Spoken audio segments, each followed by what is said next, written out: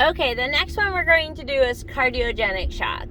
So as you learned, right off the rip in your chapter, when we have shock, we have failure of one of three things, which is either the pump, we have failure of the vessels, or we have failure of the fluid volume. So with cardiogenic shock, this is where we actually have that failure of the pump.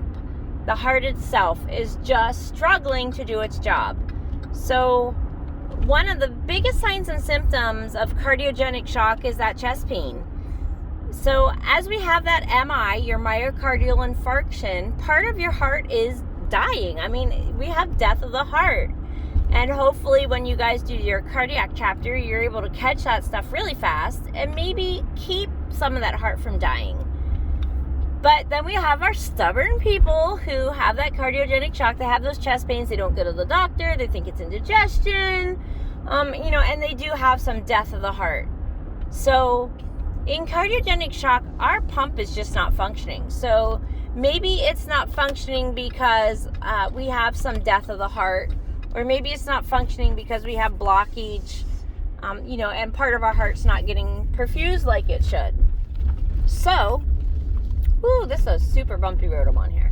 Okay, so we have in cardiogenic shock, right now, one of the signs and symptoms that you have to pick up on is just that chest pain. They're having chest pain, so they're not going to have the cardiac output, because what causes chest pain? Lack of oxygen to the heart. What causes lack of oxygen to the heart? A blockage, or a heart that is not functioning correctly because part of it has died. So, cardiogenic shock, we're going to have chest pains, or we have that previous history of a heart attack, and we have signs and symptoms of shock. So that one's pretty simple. Right now, you're just looking for the chest pains. We'll elaborate off of that more as we go. But right now, just look for those chest pains. That's all you have to look for. Chest pains and signs and symptoms of shock. And shortness of breath goes with that too.